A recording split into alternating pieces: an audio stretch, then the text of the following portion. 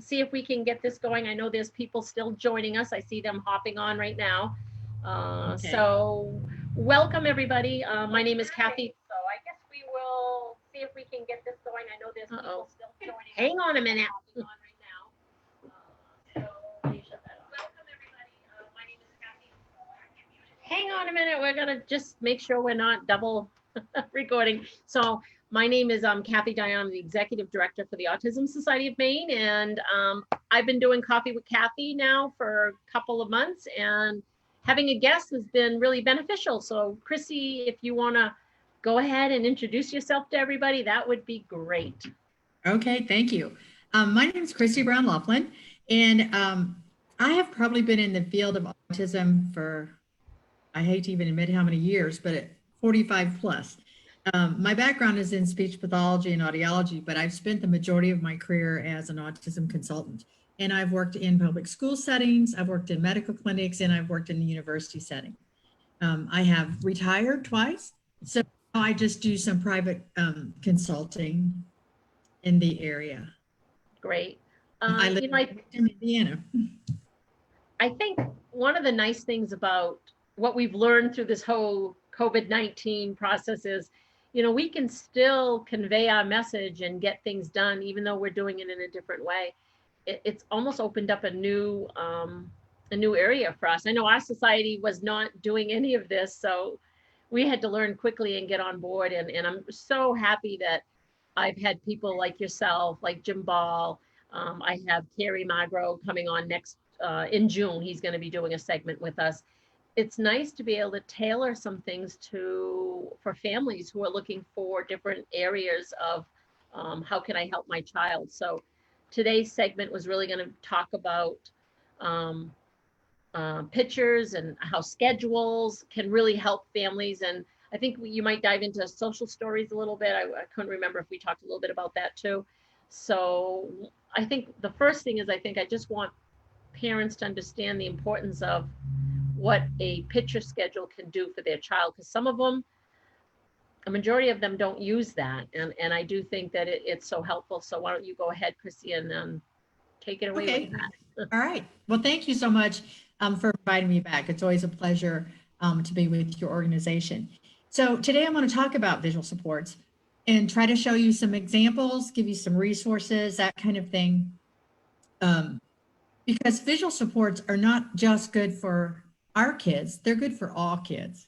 They're good for all adults. We all have visual schedules ourselves as adults. We have grocery lists, we have calendars, you know, we have all kinds of visual supports to help us get through our day. And our kids with autism are no different in the fact that they need information verbally. They are more visual learners than they are verbal learners. You know, information language that comes in is very transient. It goes, you know, it comes in and it goes out. It doesn't necessarily stay all the time with the kids. And so that visual support can benefit our students with autism in a lot of different ways. One, they may be able to learn something more quickly. Two, it can reduce their aggression or their self-injurious behavior. Three, it can decrease their frustration and their anxiety. Four, it can teach them how to complete a task all by themselves. And five, it helps them to gain some independence. Whenever I think about, does a child need visual support? If I find myself saying these three things, I don't know why he doesn't get this. He ought to know this by now. I've told him 1,000 times. That should be a big clue to you that that child needs a visual support, or your spouse or your other children. It works for everybody, but that should be a big clue that, oh, he's not getting this by me just telling him I need a visual support in place. So I'm going to talk a little bit about the reasons on why we need to use the visual supports and try to give you, show you some examples. And if you have any questions, feel free to throw them out there. At the end, we're going to give you, I'm going to have a resource list of some websites where you can obtain, parents can obtain materials for free and make schedules and that kind of thing. The thing about a visual schedule is that I don't care how pretty it looks, it's that it has to be functional. I have gone into a lot of school districts and a lot of homes where they've spent a lot of time creating a beautiful schedule, a beautiful picture schedule, and it doesn't work worth a darn. So it doesn't matter how pretty it is. It doesn't matter what the materials you use necessarily. So you don't have to have Boardmaker, or you don't have to have lesson picks. You can get images off of Google. You can use actual objects, anything. And some visual schedules have no pictures at all. They're just in writing. So we'll talk about all of those and how they can be used. One of the reasons that we want a visual support is because we want to establish that attention. Because unless we have that student's attention, no information is going to go in. So we have to have that attention first. And oftentimes having that visual in place, and they can see that visual information. I'm going to show you a very simple one. This is just a finger image that I got off of the website. And how we use it in school, and you can use it at home too, is that if there was some important information on the board, or there was some important information that they needed to find or needed to look at, we had this big finger pointing to it. Just as a reminder to kids that, hey, look here, this is where we are. This is where we are on the schedule, or this is what you need to pay attention to, that kind of thing. A pointing finger is a visual support too. So when you point to something. The other thing you have to remember too is that you want to make sure that you always reduce the verbal and go more visual. Because when you say a lot of verbal information to a lot of our students, it's like Charlie Brown's teacher. It's wah, wah, wah type of thing. So if I can stop that verbal and show them visually, they can get that information much better. And I'll talk a little bit about that too, about how to stop some of that verbal arguments that sometimes our kids can argue with us to the death. So we want to make sure that we're establishing attention. The other thing is that a visual support is going to give that information to our kids about who, what, when, where, who should I be with, where should I be, what should I be doing, those types of things. So it gives them that information. Then a lot of times with social narratives, that will give you a visual information about different social situations. When Carol Gray first invented social stories, they were not really written to change behavior. Although a lot of times with the social narrative, we'll see a particular behavior change. What it really is to do is to give you information about a new social situation that you're going to be in, perhaps. So like if you were going to go someplace, we're going to go visit here. This is what you're going to see. This is what you need to do. Or I think Cathy will be speaking to Dr. Ball, and I just wrote a manual about some strategies for parents to work for strategies for parents for when our kids go back to school after this whole virus thing, and how to get them ready for that. And there's it's going to be free to all parents, and you'll be able to get it from this from Cathy's website, from the Autism Society of Maine. But there's a social narrative in there. And in that social narrative, it talks about a little girl whose name was Olive. And when they were out, when mom and dad had her out in the community, she wanted what she wanted when she wanted it. So if she saw McDonald's and she immediately saw that, if she didn't get that, then she would have a huge meltdown or try to jump out of the car or whatever. So we wrote a social narrative about, we're going out. This is what we're going to do. We may not be able to go to McDonald's today. We may be able to go to a different day, that kind of thing. I had a little boy that I tell a lot of math stories because he's a student I had from from early childhood to high school. But one day we were in the cafeteria like we always were another million days. And he walks up to the milk machine like he's always done. And he started screaming bloody murder. And we were like, what's going on? So I did kind of a social cartooning where I just drew very simply, here's the milk machine, stick figures, here's you. You walk up to the milk machine, you start screaming. And then I do a thought bubble. You're thinking, and he said, there's no chocolate milk. Well, we could have fixed that easily, but we didn't know because he just screamed. So out of that, we wrote a social narrative that said, usually for lunch, I have chocolate milk. Sometimes there is no chocolate milk.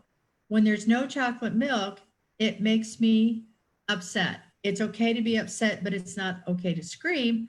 When I scream, nobody knows what I want. Next time there's no chocolate milk, I could A, pick something else to drink. 2, ask the cafeteria ladies if there's any in the back.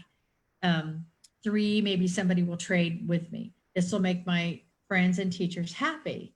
And so we tried to explain to him that when you scream, we don't get what you're saying. Number 2, here's the social situation. There was no chocolate milk, and here's what you need to do next time when that doesn't happen, when that happens, so that he had that information.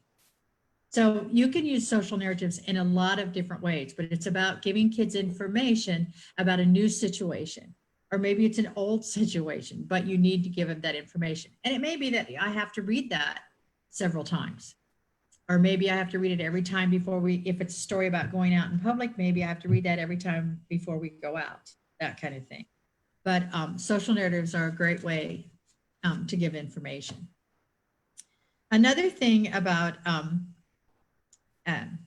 with visual supports is that you want to try to give kids choices, because we know that our kids oftentimes don't get a lot of choices. And so we want them to have those choices.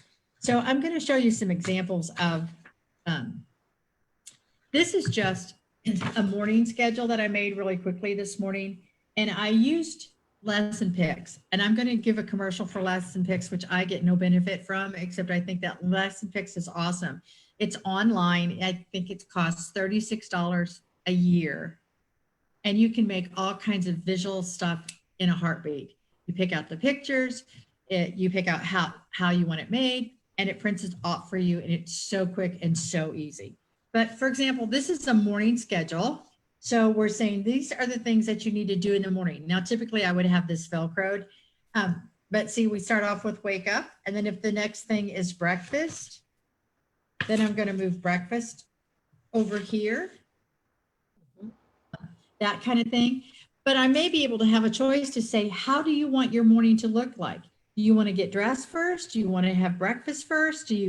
So that you can give kids choices that way, in addition to just giving them information about, here's how your morning's going to look. You're going to get up, you're going to have breakfast, you're going to get dressed, you're going to brush your teeth, that kind of thing. Right. And everything on that schedule, I just want to make sure families understand. So everything that you have on that schedule is what they're doing. You're just giving them the choice in what order they're doing it. Exactly. Okay. Exactly. Yeah. Or maybe it's like, it's time you want them to have some kind of rec leisure activity. So maybe you just have a board that has the 4 choices. You can play a game, you can listen to music, but it gives them a choice, an opportunity to make that choice. Yeah. In terms of what's going to happen for that day. The other thing is that we want to give structure to the day. So this is the same thing. This is giving structure to my morning's going to look, because if we can give that predictability so that they know when it's going to happen, and that reduces their anxiety a lot, especially if you have one of those students who they want the same thing all the time. So maybe your child wants to be on the computer all day. Well, now we're all home. The whole family's home. Mom needs a computer, or dad needs a computer to work from. I have a younger sister and brother that they have to do homework too. So we have to share that.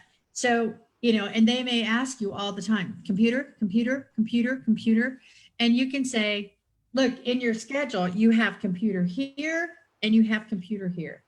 And that will reduce their anxiety about when that's going to happen, and that they can see that they will get that, and that I can have that, but this is where it's going to happen within my day. So you can have any kind of schedule. You can have a schedule for just a day. You can have a schedule for just the morning, just the afternoon. Maybe you only have a schedule for a nighttime routine, but you can make any kind of schedule. And again, it may be that you have pictures. It may be that it's a schedule like this, which is just, I'm going to write on here what our schedule likes, and we're going to check it off when it happens. A lot of times for some kids who can read and don't need the pictures, I'll just use a whiteboard, and that's all. So that we just have to, I can write on there what the schedule is, and then we can erase it. We can check it off. We can do whatever, that kind of thing. You know, one of the things that, you know, I'll just let families know, because some of you know, I do have a 26-year-old son who has autism, who's nonverbal, and picture schedules was part of his everyday life from a young age. Cathy, I'm going to excuse myself just for a quick second. You go ahead and talk, okay? Oh, you go right ahead. And okay. When he was younger, we did this picture schedule and we really adhered to it. And, you know, it takes a while sometimes for them to understand that, but we kept it going. And now as a 26-year-old, I'm just saying this because I want to make sure that families understand that there's a big importance with this. So as an adult, he's 26 years old, I can literally leave a whiteboard on my counter that is now not pictures, but written. It says, number 1, Ben, make bed. Number 2, empty the dishwasher. Number 3, have a snack. And I leave the snack there too. But he will come home and he will look at that and he just crosses everything off that he does. And then he grabs his snack and he sits down. I think, you know, all those years of having a picture schedule with him, he's now developed. I can do almost anything using a schedule and writing down, number 1, we're going to Grammy's. Number 2, we're going to Walmart. Number 3, out to lunch. And it really helps him know what his day is. And he focuses on some things because he'll point to, you know, the out to lunch a lot. And yep, that's next, you know. So, yeah. You know, that makes me think of, and I'll just go ahead and pull this out now. At one of the schools I worked at, we did some visual support things for families to use at home. And one was for the car, and this is called We're Going To. Yeah. So I just have a Velcro strip, you know, and then inside we have all the pictures of where we may be going. Oh, I'm sorry. We have all the pictures of where we may be going. We have an oops card. I love the oops. An oops card's important because let's say that we were going to go to the doctor first, then we're going to have lunch at McDonald's, and then we're going to go to grandma's. So we went to the doctor. We had lunch, and during lunch, grandma called and she's sick and you can't come over. So we have to have a oops. We have a change. Oops, we have a change in schedule. Yeah. Oops, I'm sorry.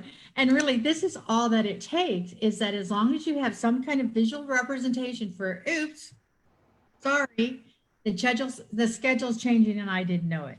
Yeah. The other thing too is if you don't have a particular order that you have to go in, maybe you're going to give this to the child and say, oh, look, we have to go here, here, and here. Which one do you want to go to first? Which one do you go to second? But this, the parents kept in the car all the time, so that whenever they were in the car and they were going to go someplace, then they had this. And this is just, we just cut this off of a file folder and laminated it and then put the Velcro in. So, you know, another thing that, you know, I'll mention to everybody is the Autism Society does have the program, the Mara Johnson program, to do the little pictures. Plus we have a laminator, and we're willing to do that for any family. If you send us a list of what you're looking for, we put them together, we laminate it, and then we send it to you so you have your laminated pictures. That's just a service we offer. So that's awesome. That's awesome. The other thing too is sometimes that we want to help that to teach a routine. So for example, this is a hand washing routine. Mm-hmm. And so I may just have this posted in the bathroom and above the sink so that they know this is what they need. These are the steps that they need to do and can do so that they do that independently. Yeah. So oftentimes it just teaches a routine about what do we do, how can we do it, that kind of thing. The other thing too is that, you know, I talked about reducing the verbal, yeah, going more with visual. So if you have one of those students or one of those children who can argue with you to the death, so they say, I want the computer, and you're saying, no, you have to do chores first, then you can have the computer. And then they're going to argue back with you, no, I want the computer. Here's the thing, anytime that you should never give a verbal command or say something verbally to that child if you don't expect them to say something back to you, because that's how we've learned language, that reciprocity. I say, you say, I say, you say. So anytime you say something verbally, you're opening up the gate for them to say something back to you. So for example, this is just a simple first then. So I might say first, you make your bed, then you get the computer. All right. And if they say, no, I don't want to do that, I'm not going to, if I say to them again, no, first you, because again, I open up that door. So all I'm going to do is point to, no, I don't want to. You just keep pointing. And after about 3 times that you point, you just walk away. Now, I understand that there'll be times when they may want to knock that out of your hand, knock that off the table. I get that. I've been there a lot. Just try to refrain from talking and just point back to what you want them to do. Make sense? I think that the first then is one of the biggest things that I let families know, because sometimes they're just not, they think of the big schedule and they're, oh, I don't know if I can do that. And they then do the first then. Simple. You want to keep it simple and start off simple. Absolutely. And again, it's not about what it looks like. It's about as long as it works. So if it's a piece of paper and a pencil, yep, great. If it's on an iPad, awesome. If you have to make pictures and you cut them, you know, get them off the Google or you cut them out of a magazine, it doesn't matter what it looks like. It just has to work. You know, I think the child has to relate. What can you just, and I'm just asking this, if they have like a specialty item that they like, do you think it would work a little bit better if, like, say they liked the Avengers and we're going to use the Avengers clipboard, or we're going to use the Avengers, whatever. Does it matter if it's, I guess I'm just asking. Well, that's where you have to know your child. Okay. So if I have something that's going to work that they really like, and it's going to help me, then yeah, I have written, I've got a social narrative about Superman uses the toilet. Because the little boy, he loved Superman, but he didn't want to use the potty. So we made a story with pictures of Superman sitting on the potty. Yeah. That kind of thing. So yeah, if you can incorporate that, that's awesome. You just want to make sure that they're not going to be so fixated on their intense interest that you can't get them off of that. I had a little boy once in kindergarten who was really into Thomas the Tank, of course. This was a few years back. And we couldn't get him really interested in anything academic. Taught him his alphabet by using train cars. So the engine was A, the caboose was Z, and there was a train car for everything in between. He learned how to count by counting the ties on a railroad track. And that's how we kind of got things started. So by the second semester, any work that we wanted him to do, all we had to do was to put a train sticker on it, and he would do that. So that's how we kind of used his intense interest to get started and that kind of thing. There is another visual that I have for families. Barbara Bloomfield made this, and unfortunately Barbara is no longer with us. She was the queen of visual supports. But I think this one, is still available on the Indiana Autism Resource Center. On the Indiana Resource Center for Autism. On their website, they have a button that you push for visual supports, and there are all kinds of visual supports already made for you that all you have to do is download them and print them off. And so they're for home, school, behavior. There's a ton, and there's social narratives on there. There's lots of stuff. This is one that came in handy too for parents to be able to carry because it has like 5 visuals in one. So it has a first then. It has, this is where you could, if you had to write in a schedule, you could write it in. This had, this was volume, can be used for volume meters so that you're too loud and you need to get quiet. Or we're starting and we're almost done kind of thing. On the other side, it had a countdown. So if I say in 5 minutes, you're going to be finished. So 5, 4, 3, however much time. Okay. It had a wait because sometimes we just want to show our kids something to wait. And then it had sit down, hands down, wait, quiet, put away. So, but it was very easy to take it with you because you had 5 things, five things at once, or 6 things at once that you could use. So that really came in handy. Sometimes we use our visual supports to teach emotions. We always assume that or a lot of people assume that when a child has a meltdown, it's because they're angry. And a lot of times it's not. They may be angry, they may be sad, they may be scared, they may be embarrassed, there may be a lot of things. So sometimes you can get a visual support like this that just says angry, upset, mad. You can put on just fine, whatever. And sometimes they'll point to where they are so that you'll know that, oh, if I'm really mad, if I'm scared, I'm going to respond differently than if that person's mad. Christy, is the one that you just went over, is that one on the IRCA website? Bonnie is on and she's asking. Okay, I think what is on the IRCA website that is like this is that we have one that is, one of my school district, we use the incredible 5-point scale. Okay, yep. And why we used an inverted triangle, I don't know, but we did, and that's kind of stuck. So we, for our teachers, we took whiteboards, all right? And on one side of the whiteboard, we put this triangle in the middle. Then we put these emotion stickers around, okay?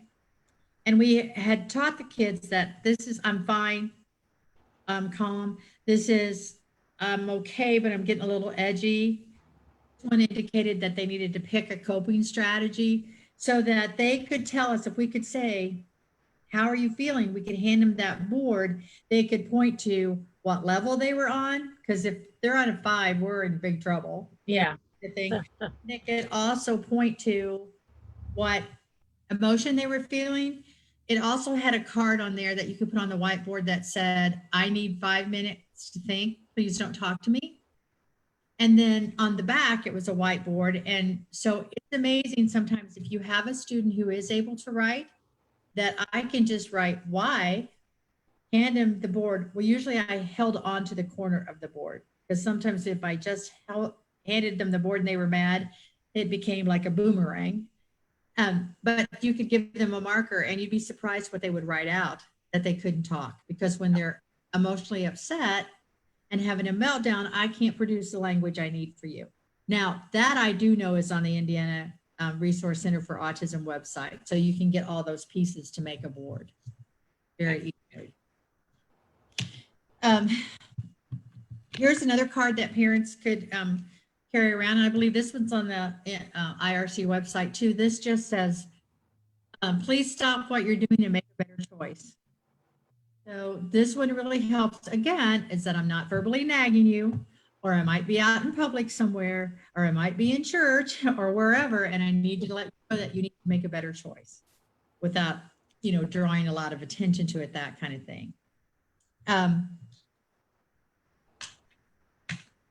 We used an incredible 5-point scale. For example, this is for volume.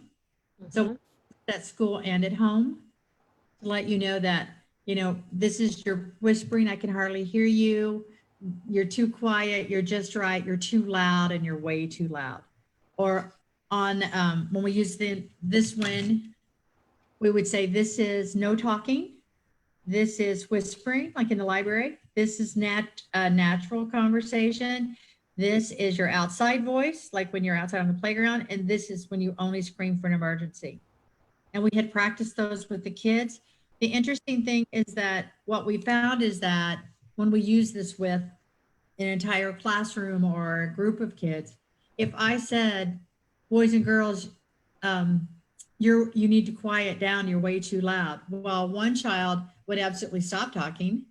Another might whisper. Another is just going to keep talking as loud as ever because, to say you need to quiet down, everybody has the same different meaning for that. If I say, boys and girls, you're on a 4 and you need to be on a 2, boom, like that. They knew what 2 meant.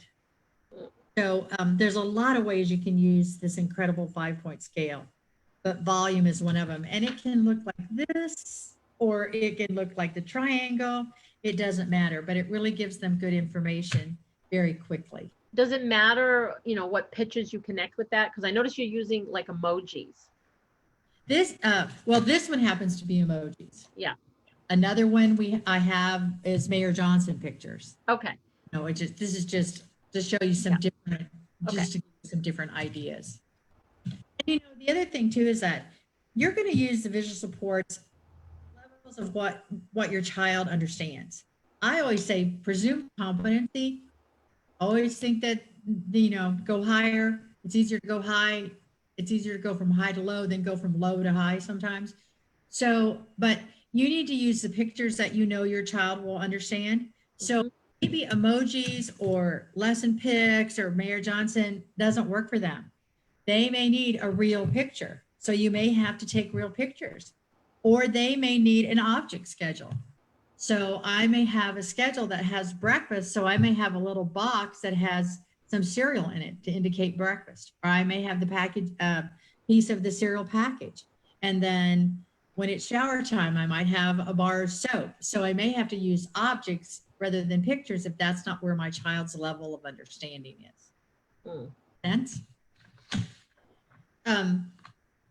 The other thing too is like, again, to let kids know that there's going to be a change in schedule. This is one that we used a lot that says, oops, change in schedule. But here's the thing that we liked about this one, because we put, here's the change and here's how we're going to fix it. So if we were supposed to go to McDonald's that day, but the car broke down, I might say, oops, we can't go to McDonald's, but to fix it, we're going to do something. We're going to go tomorrow, or we're going to have a picnic at home, or whatever would be reinforcing for your child.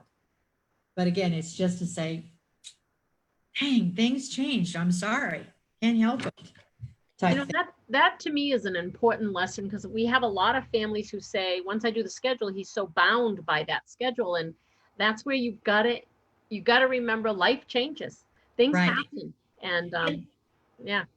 Yeah, and once you have a schedule for a child, it is okay. In fact, it's really advisable to build in some changes to that, so that they'll understand that, yes, changes do occur, because I don't want to get them so routine bound that I can't get off that schedule. Right.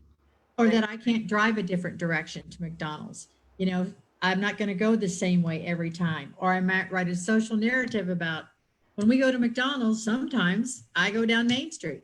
Sometimes I have to go around, or there may be a detour or whatever. That's where one of those social narratives could come into play too, about changes like that.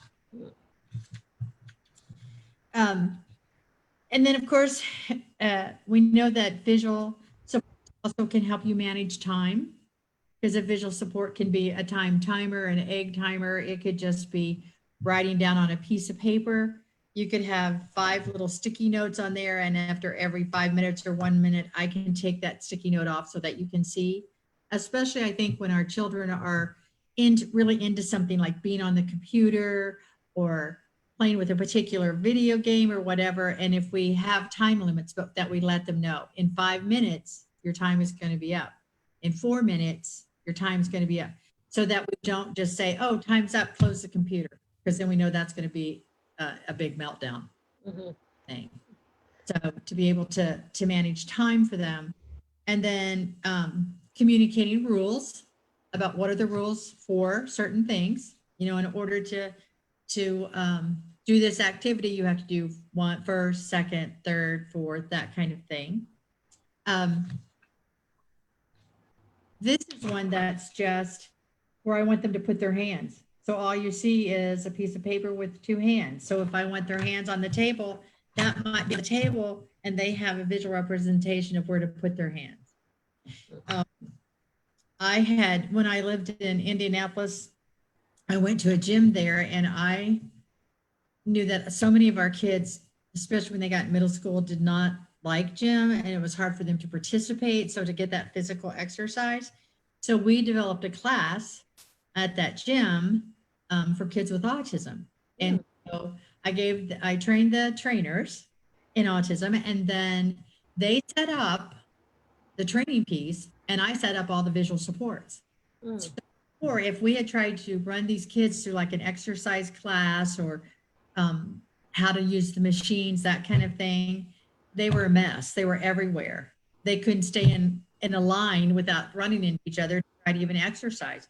So when we went in and we put visual supports, this is your square, this is where you stand to exercise. Or if we had a course that they had to run through, we always had a place where their feet went, and we would say 5 move to next station or whatever. We had all those, and it was amazing the progress they made and how well they did.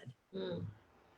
How relevant in today's day and age with staying in your box and knowing your own personal space, right? Absolutely. Absolutely. Yeah. The other thing too is that, we want our kids to be able to have self-management and to be able to do things independently. So sometimes we have a picture schedule of how this activity looks to get finished. Then they can follow that schedule and complete that on their own. Then that gaining that independence will really help when it comes time for employment. Because a lot of times our kids don't get employment because they have really poor social skills or they don't have any independence. And so anything that we can do to teach independence is extremely important for our kids. So that's why all the routine visual schedules or how to complete an activity visual schedule, anything that they can use that will help them to be able to do something independently. We talk a lot about when it's time for them to, look for a job and go for an interview. You need to practice those skills. You can't just absolutely say to them, oh, they're going to ask you questions, answer those questions. You really need to dive in and help them expand upon those questions, because it will just be a yes or no interview. Exactly. Or even for them, I've had some students who, yes, no questions they couldn't answer, or WH questions they couldn't answer. But if I turned that around and made it an open-ended, so like if I said, what's Cathy's last name? They couldn't tell me that. But if I said, Cathy's last name is, they could give me your last name like that. But then once they're able to do that, then I have to say, Cathy's last name is Dionne. Right, it's Dionne. What's Cathy's last name? Dionne. So that you can also get used to answering those questions too. Yeah. And it's amazing how they, just one little word switch can trigger the right answer, and people, right. I don't know why they don't understand that. So it's good for families to hear that and how we can rectify and help them. Now, here's the other thing I want to tell families. If you decide to put in place some type of picture schedule or some kind of visual support, then you can anticipate one of two things. It may not work at first. Don't give up. Continue to try. Or it may work at first and work great, and then all of a sudden one day it doesn't. Because sometimes I think our kids are like, okay, well, I'm just checking this out. Does this really work? Or maybe I have a lot of anxiety that day, or I haven't slept well, or I didn't have my favorite cereal for breakfast, anything like that that can trip them up, so that it may not work. But don't give up. And the other thing too is that you may put a schedule in place and it works wonderfully. And that's kind of your honeymoon period. Yeah. You may try to do it and it's a disaster, but like I said, to continue to do that. I had somebody just chatted in with a question from sure. Deborah wanted to know, and we did put some of these on here, so I don't know if at the end we'll have more, but she wanted to know if there was, you mentioned one site where you could buy printed PECS pictures, but can you give resources that may offer free printed pictures? Did we give a couple of those? Did you give me some of those links and we're going to post them? Yes. When you, there's some links that you're going to post for me, and they are resources, free resources, and you can get the free pictures and the schedules and all that. Yeah. So if, Deborah, if you want to look on the comment section underneath, is that on Zoom or Facebook, Tara? Facebook. We should have some links there. So, yep. Awesome. Okay. The other thing too is that Dr. Ball and I just put together a manual about returning back to school or to work after the virus. And we have made that free to all families. We've given it to the Autism Society of America and hopefully all the chapters. I know Cathy has it. And we want families to use that. It's a free resource. Give it to anybody and everybody that you want. But in that, we do have some examples of social narratives of schedules, but it gives you 10 strategies that families can use to get their children ready to go back to school. Because none of us know what that's going to be like for sure. And our kids have been home for a long time. So, it was after Jim and I did the talk for you, Kathy, in March or April. Yep. That we did. Jim and I said that, our biggest fear was how these kids were going to transition back. So Jim is on and he's asked to chime in. I'm hoping I got him. I hope I did this right. Okay. He raised his hand. I didn't know how to do raising hands. Okay. So let me see if Jim, I think I clicked on you. There we go. Thanks, Jim. Hey, I just wanted to say hi. You guys are awesome. Thanks for joining us. Absolutely. You just wanted to say hi. Is that all you wanted to do, Jim? That's it. Just saying hi.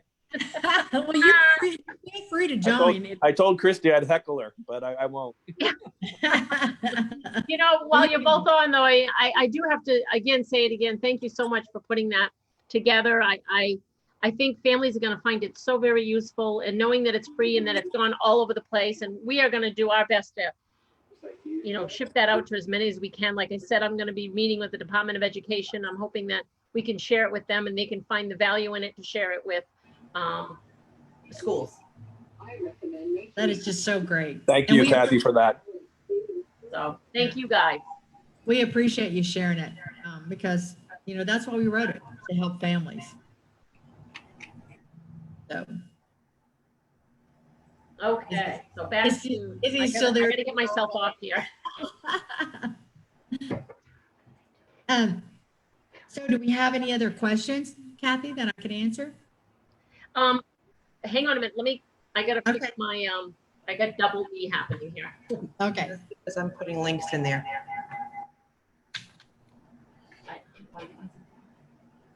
That picture of me, because I'm going to show another, while you're looking for that, I'm going to go ahead and show another one. This is one that we used at school, but I want you to think about it for anything that you have your child to do at home. This just said, go, it's time to begin your work. Do you have the following? Do you have your materials, pencil, eraser, paper, book? Is your name on the paper? Do you understand the directions? Try one on your own. If you need help, raise your hand. So, and if you understand, keep working. You could do the same thing for a chore or anything at home. If you said, whatever their chore at home is going to be, washing dishes or whatever, getting dressed. And this is just a visual reminder. Do I have all these materials?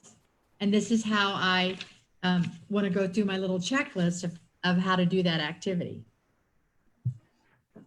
So I do have a couple other people. Okay. Let's see here. What do you, oh no, would love to have, I'm getting feedback. Sorry. It's all right.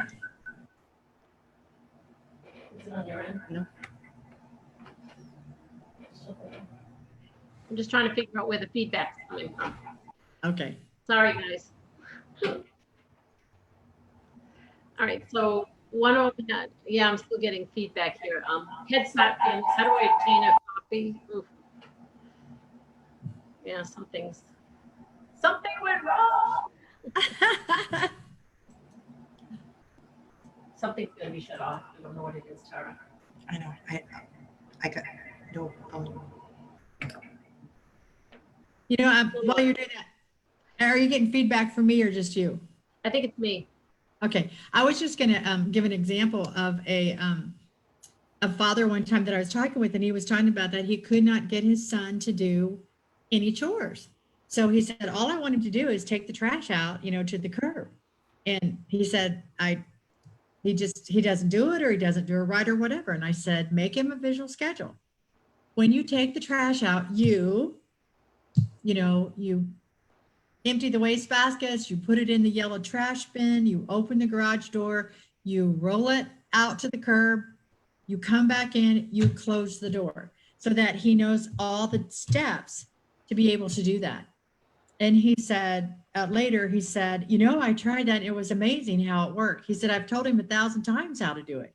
But again, if you find yourself saying, I don't know why he can't do this, I've told him 1,000 times, he should be able to do it. That's a big clue that your child needs a visual support.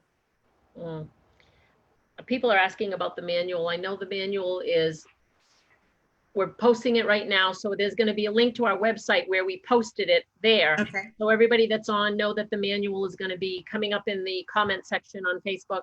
It's also on our website. We have a family resource page. It'll be found there. It can be found underneath.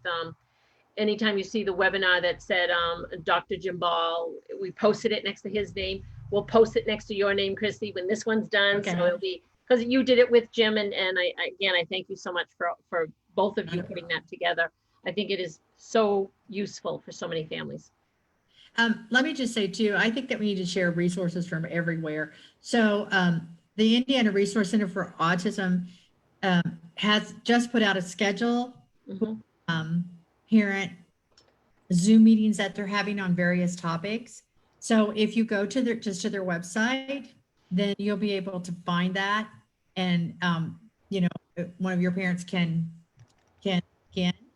because it's covering a variety of subjects for families. Yeah, I think the Zooming is becoming popular because we have to, but in a way we're thinking about this now in a different term, like, wow, you can be at your home and still provide this wonderful service to families in whatever state. I mean, it's opened up new doors for us, and we're very, very grateful to have so many wonderful people who have agreed to come on and talk about these really good subjects. So I know our next one is going to come up, like I said, with Carrie Magro. He's going to talk about what quarantine is like for an adult on the spectrum. That's going to be my June segment. Awesome. And then at the end of the month, I have Lisa Morgan, who is a published author, lives here in Maine. She's going to talk about autism and suicide. So I know that one's a little heavy topic, but we know that during these times, some depression will set in and everything. So yeah. Yeah. In addition, in Indiana, there are a lot of us that are working on looking at, how do we deliver services better? And what happens if my child can't do a Zoom? I can't do it via internet. So how are services going to be provided? Ohio had a wonderful family webinar on compensatory services and regression, and how do we know what's really regression and that kind of thing. So I know that there are a lot of things out there for families. It's hard. I think a lot of families, they go through a lot, and just understanding the special education law and everything. One of the things I did want to mention, because this has been brought up a couple of times, so for the families listening, if you have a child that has a current IEP, and in the IEP, it states your child gets extended school year services, you are entitled to still receive that even during this pandemic. It may only be virtual, but some schools are saying, oh no, we're not providing that this summer, which is against the law. It's a federal law. It is tied in with IDEA. So reminding folks when they say, oh, they said they couldn't do it. No, let's hold them accountable. We need to, get these kids somewhat back to reality of what life is going to be like, but that extended school year, they can regress even more without anything. So we want to make sure. So, yeah. Exactly. You're exactly right. So let me see if anybody has any other questions. Do you have something else while I'm looking? I'm trying to see if I had any other, I just tried to pull out a lot of visual supports to show, because again, I think the things that parents need to remember is that you've got to use what you know that your child understands, and do not be so worried about what it looks like. That sometimes just writing it out or drawing your own picture, if that's what the kid understands, use that. Or if you take a real picture, an object. And I always tell families, be kind to yourself. You're going to make a schedule or you're going to make a visual support and it's not going to work. Oh, well, we try and do another one. It's the same thing we do, in our other settings, everything that we do works. So by all means. I have a parent. Hi, Cheryl. Nice of you to join us. So Cheryl's question is, how do you maintain a child's interest to continue to use a visual schedule over time? And what are some strategies to make use of the visual schedule acceptable to the helpers? So this would be maybe a child that's in a group setting, not, with the parent. And I guess the staff in this setting feel that that's beneath the child or the young adult, and it feels kind of childish to them. So do you have any? Here's the thing, when I talk to staff people, first of all, visual supports, a child that needs a visual support is going to need it all their life. So the visual support that they have in preschool, I do not anticipate is going to look exactly the same way for elementary school versus high school, whatever. Those things are going to change in age as the child grows. So I don't expect that if I have a teenager or someone in a group home, that I'm going to have a visual support that looks like it should be for a preschooler. Now, I mean, if it works, fine, but we really need to do that. And the other thing too is that oftentimes I'll have staff say, well, we use visual supports, but then we want to wean them off of that so they'll do it on their own. And I'm like, really? Would you not ever use your calendar? What if I weaned you off your calendar? Yeah. What if I weaned you off your grocery list? What if I weaned you? These kids need visual supports and they're going to need them all their life, kind of thing. And so that a lot of times too, and of course, I don't know how much you can do this as a family, as a parent, but I found over the years as being an autism consultant, I could go in and I could do an observation and I could tell the teacher, you need to do this, this, and this. And I would go back in 6 weeks and little to none had been completed, not because they were a bad teacher, but they were already overwhelmed. They had so much on their plate and 30 other kids and whatever. So what I found is that anything that I recommend to a family or a teacher or a staff member to use, it has to be easy to implement. It has to be effective, and you have to put it in their hands. So a lot of times, I can tell you how to make 100 wonderful visual supports, but if that never gets made, but sometimes if I know that I had made this and I handed it to that staff person and said, at home, we find this works really well, or that kind of thing. I made one for you if you want me to show you how it works, because a lot of times that's what it took. It had to be easy to implement, it had to be effective, and I had to actually put it in their hands. So I don't know if that helps or if that helps a little bit. One of the things that I noticed in our state too is we have a lot of language barriers between the staff and then you have a nonverbal individual, right? So you not only have a language barrier with the staff because they speak a different language, English is their second language, and then you have a nonverbal. So we're trying to almost teach both at the same time, and I think sometimes it can be really difficult. And I know we're working on things in the background to get better training around that, but it just sometimes it takes time. It really does. And there are some, like Mayor Johnson and Lesson PECS, I know, and I'm sure there's stick, something stick. There's a lot of different programs. Yeah. But those different programs will do things in different languages. Yeah. So if I need to have a picture symbol that has both English and Spanish on there, I can have that. Yeah. Yeah. So let me look and see if I have any other questions coming up here. I don't want to miss anything, so I always got to. Oh yeah. Let's see here. I think I don't have any more on this one, and I don't have any more on this one. So I think we've answered the questions that have come up, unless somebody else chimes in with something. But and Cathy, if you get other questions when we're over, feel free to email them to me. I'll be happy to give you feedback or to answer them. Yeah, it's like I said again, it's nice to know that we have individuals, yourself and Jim and some of these other professionals who are willing to, spend an hour of your time helping our families here in Maine. That it's hard in our state. We're very rural.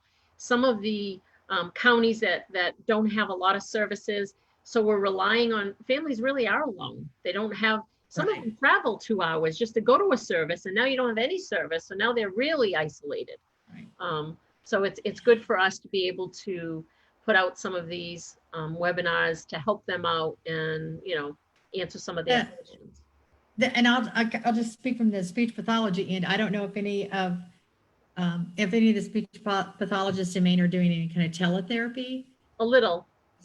A lot of the school districts here in Indiana, that's how the SLPs have been trying to do some teletherapy or doing some video modeling for the kids, that kind of thing. So parents should not be afraid to ask about that too. And can you give me what you think your opinion is with individuals doing speech by telehealth? Do you think it's half and half or? Yeah, I think it depends on what you're doing and what you're working on. It's kind of hard to work on a social skill, teletherapy, but then I also think it's hard to work on social skills in isolation. You have to be able to, do that with a group of people in the real world too, actively. I think it's probably easy to do articulation, but you can do some language things. I mean, it's not the same as being with the kid at that moment because it's not the usual setting that you're in. But I do think that that if it's done correctly, that it could be beneficial. So, I'm kind of like, yes, for some kids, yes, for some disorders, yes, for others, I don't know how you would do that. It's kind of like wear the mask, not wear the mask. We're in the same. Exactly. Exactly. Yeah. It's so. I so mean, now, I think it for families, they're given, these options of the virtual, and sometimes the virtual works, but when you have a kid that's very active, running all over the place, I mean, I know Jim mentioned it in his segment about just leave that laptop there, keep talking. they'll come zipping by and maybe something will catch them. It's hard, I think. Yes, it is. Yeah. I was going to tell you something and I have no idea what it was, but it'll come back to me. I hope other people have those same moments. I'm calling that my COVID brain because I do the same thing. I'm like, I can't remember what I was just thinking of. I was going to tell you this, but now I don't.